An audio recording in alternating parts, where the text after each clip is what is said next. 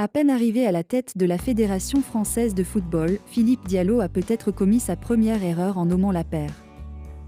Voici les détails dans la vidéo. Bon visionnage!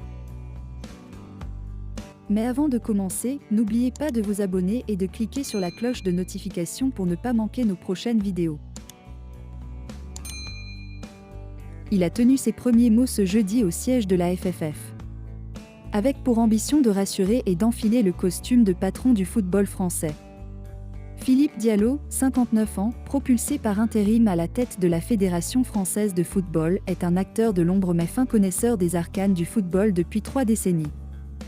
Méconnu du grand public, il a dirigé pendant près de 30 ans, de 1992 à 2021, l'Union des clubs professionnels de football, UCPF, le syndicat patronal des clubs professionnels, et a joué notamment un rôle important dans les réformes des transferts de joueurs, en faisant preuve d'habileté politique.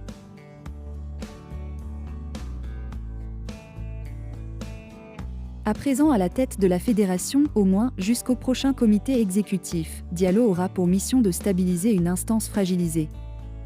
Il n'a aucun relais, il ne pourra pas rester, il fera juste l'intérim, juge toutefois une autre source proche de la FFF. A contrario, Frédéric Jaillant décrit un homme ambitieux de par sa formation et son background, qui sera difficile à déloger. Une fois qu'il sera en poste, on verra que c'est plus the right man at the right place plus la bonne personne au bon endroit, note de la rédaction, ce sera une évidence pour tout le monde, selon lui. Depuis mercredi dernier et la mise en retrait de Noël Le Graët, Philippe Diallo assure l'intérim à la tête de la FFF.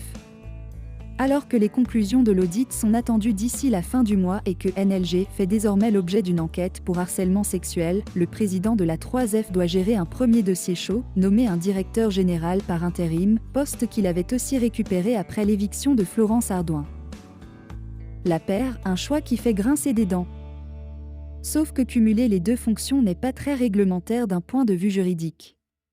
Et selon l'équipe, son choix aurait fait grincer des dents au sein du COMEX mais aussi au sein du collège des présidents de district puisqu'il avait pour idée de confier cette responsabilité au directeur général adjoint, Jean Lapeyre. Mais sa proximité avec Florence Ardouin ne convainc absolument pas et ce choix ne plaît guère en interne. Diallo a commis sa première faute politique en choisissant Lapeyre, aurait même confié un élu au quotidien sportif. Autant dire que la gouvernance du football français n'a pas l'intention de faciliter les choses à son nouvel homme fort. Retrouvez l'actualité du monde du football en France et dans le monde sur notre site avec nos reporters au cœur des clubs.